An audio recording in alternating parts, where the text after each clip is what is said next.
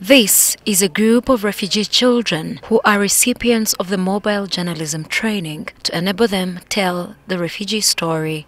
In this room, they are reminded of the basics of filming, script writing and storytelling. Job is doing his story about thriving in the refugee settlement as a teenage mother. His story is a contribution to the annual bulletin aired on the World Refugee Day. The bulletin is produced by refugee children who source the stories from their communities to tell what is happening, the challenges they face, and offer solutions.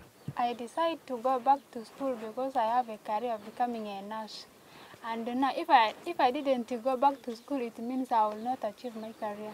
His first source is Helen. After giving birth during the lockdown, Helen went back to school and is now a champion in her village who is taking care of her child, making money from her tailoring business to support her family and studying to achieve her dream of being a nurse.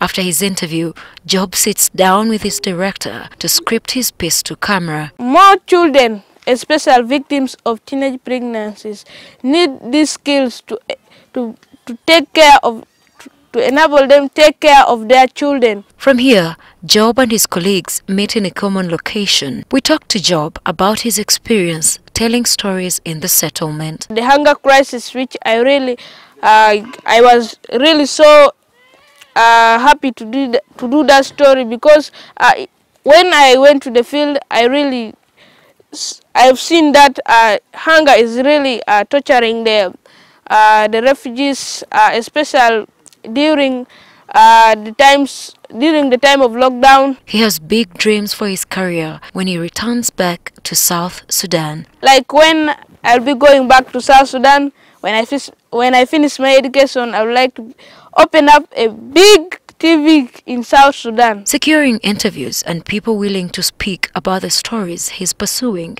is one of the biggest challenges he has faced while pursuing his passion. When you are going to interview someone and you find that that person doesn't speak English, then it will be difficult to translate. You ask permission from that person. Sometimes some people can reject. They will refuse that they should be interviewed, and some of them sometimes they will ask for money. His work is majorly done on a phone. He says scarce equipment at their disposal has made it hard for him and his colleagues to extensively tell their story. The camera stands are not working. Some of them have broken, and right now we're just using the phone. Some of these phones, even they got broke when we were in the field. Derek Chatuka trains them in mobile journalism. He says this move is to enable refugees tell their own stories. These children know what happens in their communities. They know their leaders best. They know the issues that affect refugees. And they know when and how to tell their stories. Chatuka says that the training does not stop at only telling stories. It has also improved their confidence. Their English has improved.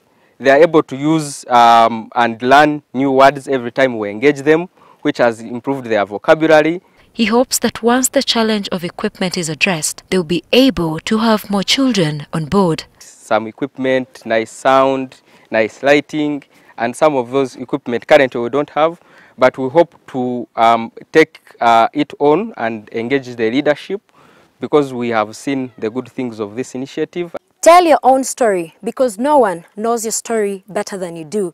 Job and his peers have taken this upon themselves to go to the different communities within the refugee settlement, gather stories and share these stories on the digital media platforms, which have gathered a lot of attention and created change in the communities in which they thrive. OLIVIA KOMUGISHA, Bidi Refugee Settlement in Yumbe.